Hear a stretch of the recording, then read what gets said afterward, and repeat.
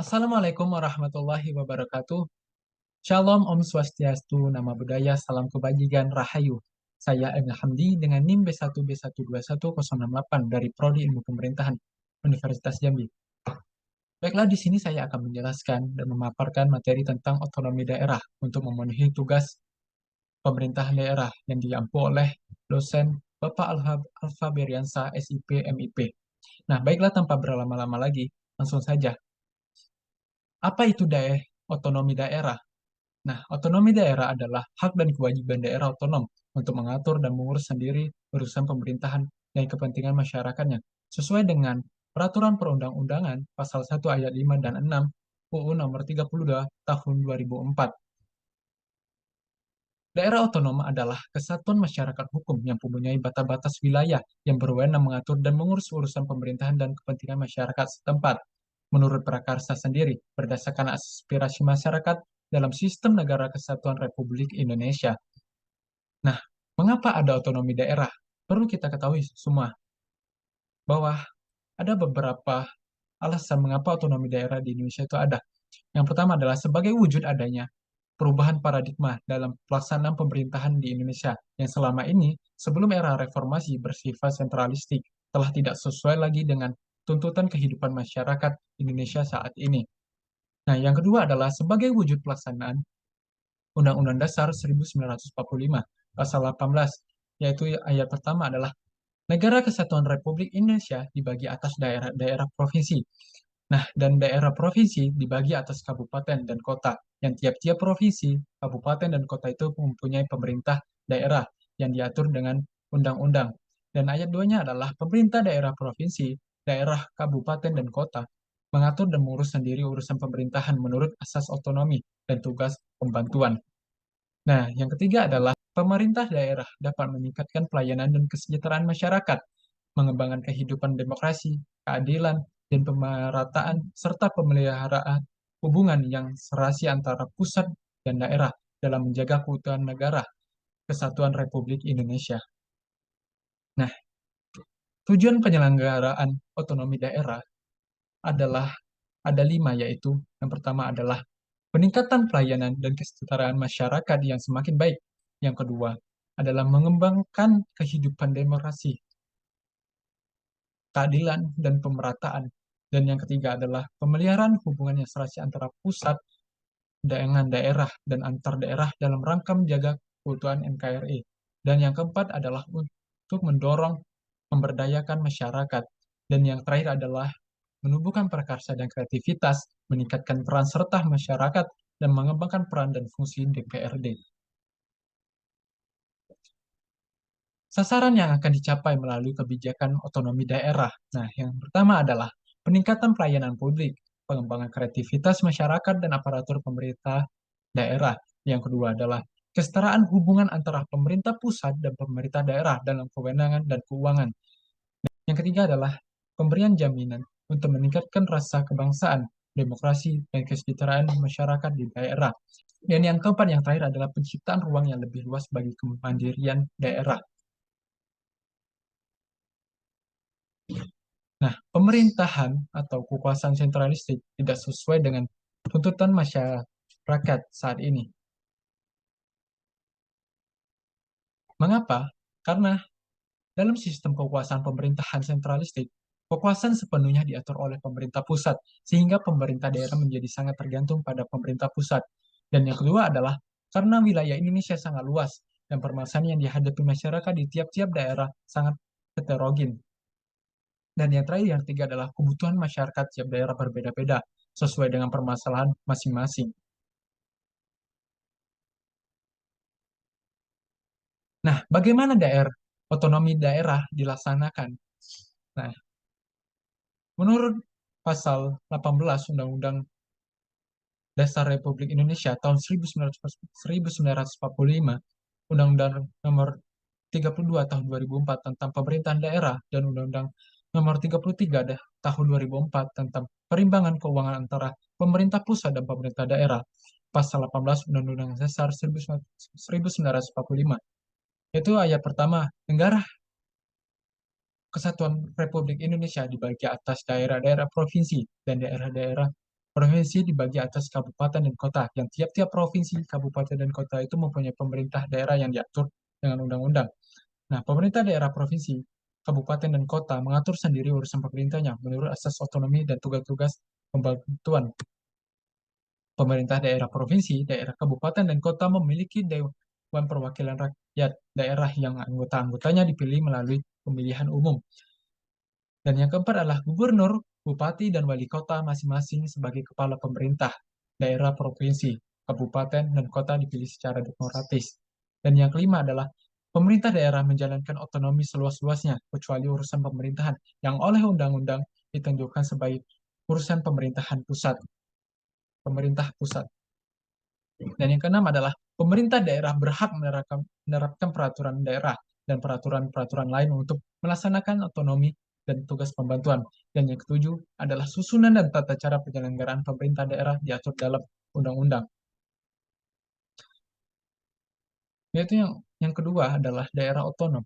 Nah, daerah otonom di Indonesia dibagi atas daerah provinsi, daerah kabupaten, dan daerah kota. Pembentukan daerah otonom harus memenuhi syarat, yaitu syarat administrasi, teknis, dan fisik wilayah. Nah, pembentukan daerah otonom harus mempertimbangkan faktor-faktor, yaitu potensi daerah, luas wilayah, kependudukan, sosial politik, sosial budaya, hankam, dan faktor lain yang memungkinkan terselenggaranya otonomi daerah. Nah, ada 7 asas umum penyelenggaraan pemerintahan, yaitu adalah asas kepastian hukum, asas kepentingan umum, asas keterbukaan, asas proporsionalitas, asas asas akuntabilitas, asas efisiensi, dan yang terakhir adalah asas efektivitas. Asas-asas penyelenggaraan pemerintahan daerah, pemerintahan pusat, yaitu adalah asas desentralisasi, yaitu adalah asas penyerahan wewenang pemerintahan oleh pemerintahan pusat kepada daerah otonom untuk mengurus dan mengatur urusan pemerintahan dalam sistem negara kesatuan Republik Indonesia, sehingga pada akhirnya menjadi urusan pemerintahan daerah. Yang kedua adalah asas dekonsentrasi, yaitu pelimpahan wewenang pemerintahan oleh pemerintah pusat kepada gubernur sebagai wakil pemerintahan dan kepada instansi vertikal wilayah tertentu. Dan pada hakikatnya, hal itu tetap menjadi urusan pemerintah pusat. Yang ketiga adalah asas tugas pembantuan, yaitu penugasan dari pemerintah pusat kepada pemerintah daerah dan pemerintah desa, atau dari pemerintah provinsi kepada kabupaten, kota, atau desa, atau dari pemerintah kabupaten, kota kepada pemerintahan desa.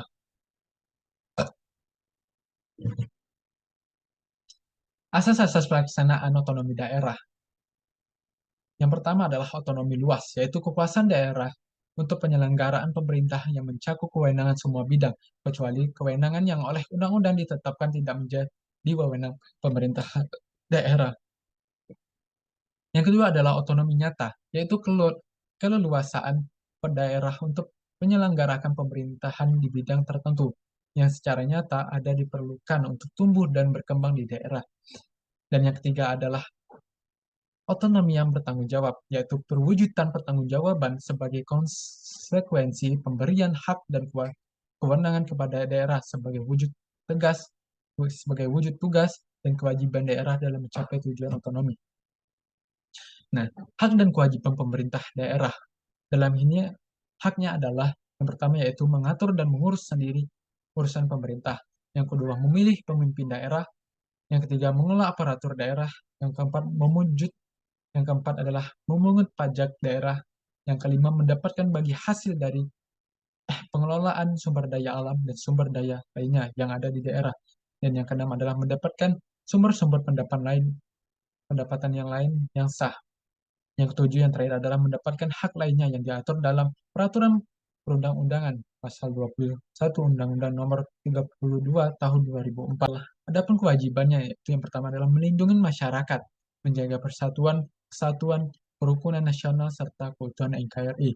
Yang kedua, meningkatkan kehidupan demokrasi, mengembangkan kualitas kehidupan masyarakat. Yang keempat adalah mewujudkan keadilan dan pemerataan. Yang kelima, meningkatkan pelayanan dasar pendidikan yang menyediakan fasilitas kesehatan dan sebagainya yang menurut pasal 22 Undang-Undang Nomor 32 Tahun 2004. Nah, urusan pemerintahan yang menjadi urusan pemerintah pusat adalah yang pertama adalah urusan politik luar negeri, urusan pertanahan, urusan keamanan, urusan justisi atau keadilan, yang kelima urusan moneter dan fiskal nasional, dan yang terakhir adalah urusan agama. Nah, penyelenggaraan urusan pemerintahan yang menjadi wewenang pemerintah pusat. Yang pertama adalah pemerintah menyelenggarakan sendiri urusan pemerintahan tersebut. Yang kedua, melimpahkan sebagian urusan pemerintahan kepada gubernur selaku wakil pemerintahan. Yang ketiga, menugaskan sebagian urusan pemerintahan kepada pemerintahan desa berdasarkan atas asas tugas pembantuan. Nah, prinsip-prinsip pelaksanaan otonomi daerah yang pertama adalah memperhatikan aspek demokrasi, keadilan, pemerataan, potensi, dan keragaman daerah. Dan yang kedua didasarkan atas otonomi luas, otonomi nyata, dan bertanggung jawab. Dan yang ketiga adalah otonomi luas dan utuh diletakkan pada kabupaten atau kota, sedangkan otonomi provinsi merupakan otonomi yang terbatas. Yang keempat adalah pelaksanaan otonomi harus sesuai dengan konstitusi negara kita, sehingga tetap berjalan hubungan pusat daerah dan antar daerah. Nah, yang kelima adalah harus meningkatkan kemandirian daerah, otonom, serta di dalam kabupaten dan kota tidak ada lagi wilayah administratif. Yang keenam harus meningkatkan peranan dan fungsi legislatif daerah dan fungsi anggaran dalam penyelenggaraan pemerintahan daerah. Dan yang tujuh adalah asas dekonsentrasi diletakkan pada provinsi sebagai wilayah administrasi untuk melaksanakan kewenangan pemerintahan tertentu yang dilampahkan kepada gubernur. Nah, susunan pemerintahan daerah, yaitu yang pertama adalah pemerintahan daerah, adalah penyelenggaraan urusan pemerintah oleh pemerintah daerah dan DPRD menurut asas otonomi dan tugas pembantuan dengan prinsip otonomi seluas-luasnya dalam sistem dan prinsip Negara Kesatuan Republik Indonesia. Yang kedua adalah unsur penyelenggaraan pemerintahan daerah adalah DPRD dan pemerintahan dan pemerintah daerah. Nah, pemerintah daerah terdiri atas kepala daerah dan perangkat daerah. Unsur perangkat daerah adalah sekretaris daerah yang dipimpin oleh sekretaris daerah. Terus ada lembaga dinas daerah yang dipimpin oleh kepala dinas, lembaga teknis daerah yang dipimpin oleh kepala badan daerah, dan yang keempat adalah kecamatan yang dipimpin oleh camat, yang terakhir adalah kelurahan yang dipimpin oleh lurah. Nah, pemerintahan daerah ada dua tingkatan, yaitu pemerintah daerah provinsi yang dipimpin oleh gubernur dan pemerintahan kabupaten atau kota yang dikepalai oleh bupati atau wali kota yang berkedudukan sebagai kepala daerah otonom dan bertanggung jawab kepada DPRD. Gubernur memiliki peran atau kedudukan ganda, yaitu sebagai kepala daerah dan sekaligus wakil pemerintah pusat di daerah. Partisipasi masyarakat dalam perumusan kebijakan publik di daerah. Kebijakan publik adalah peraturan perundangan yang digunakan sebagai dasar tindakan pemerintah untuk mengatur dan melayani masyarakat dalam berbagai bidang kehidupan sehari-hari. Macam-macam kebijakan publik, yaitu yang pertama adalah kebijakan dalam peraturan-peraturan tertulis, seperti kebijakan pemerintah pusat atau nasional, yaitu Undang-Undang Dasar 1945, Undang-Undang atau Perpu, peraturan pemerintah, peraturan presiden, peraturan menteri, putusan menteri, dan keputusan direktorat. Kebijakan pemerintah daerah, yaitu peraturan yaitu peraturan daerah, peraturan gubernur, peraturan bupati atau wali kota, keputusan kepala dinas atau instansi daerah. Yang kedua adalah kebijakan dalam peraturan yang tidak tertulis, konvensi. Contohnya peraturan tentang pemberian dana bantuan korban bencana alam, peraturan tentang peraturan tentang pengaturan dan penertiban kawasan kota, peraturan tentang upaya pembangunan jalan dan sarana umum, dan lain-lain. Apa manfaat partisipasi masyarakat dalam perumusan kebijakan publik? Nah, yang pertama adalah membentuk perilaku atau budaya demokratis, yaitu kesadaran masyarakat untuk menggunakan hak politiknya, berorganisasi, berkumpul, dan menyatakan pendapat. Dan yang kedua adalah membentuk masyarakat hukum, yaitu masyarakat yang patuh pada hukum yang berlaku. Yang ketiga adalah membentuk masyarakat yang beretika atau bermoral, yaitu kondisi masyarakat yang terbiasa bersikap baik dan tumbuh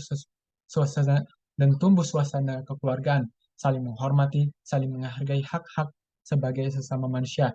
Yang keempat, membentuk masyarakat madani, yaitu masyarakat yang terdiri dari berbagai kelompok yang berbeda dan dapat hidup secara damai. Penyebab masyarakat tidak berperan aktif dalam perumusan kebijakan publik di Indonesia, yaitu ada namanya faktor internal.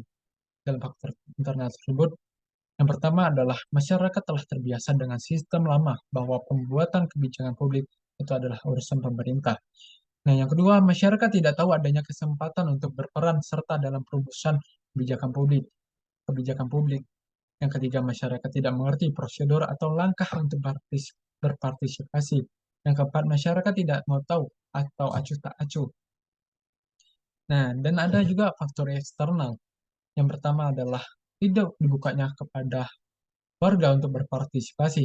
Yang kedua, adanya kesempatan untuk berpartisipasi warga, tetapi belum banyak yang diketahui. Dan yang ketiga, adanya pola sentralistik yang tidak sesuai dengan semangat otonomi. Dan yang terakhir adalah adanya anggapan bahwa banyak unsur yang terlibat, maka perumusan akan berjalan lambat. Nah, akibat apabila masyarakat tidak aktif dalam perumusan kebijakan publik, yang pertama adalah perumusan kebijakan publik tidak akan memenuhi hak-hak rakyat secara menyeluruh. Yang kedua, kebijakan publik bisa jadi tidak sesuai dengan kebutuhan dan keinginan masyarakat. Yang ketiga, kebijakan publik tidak sejalan bahkan bertentangan dengan nilai-nilai budaya masyarakat. Ya, mungkin hanya itu yang dapat saya sampaikan dan saya paparkan materi tentang otonomi daerah. Lebih kurangnya saya mohon maaf, dan apabila ada salah kata dalam penyampaian saya tadi juga saya mohon maaf. Saya akhiri. Wallahu muwaffiq ila aqwamit thoriq. Wassalamualaikum warahmatullahi wabarakatuh. Terima kasih. I'm an icon, man. I'm a girl about a 10. I should fuck her in a Benz.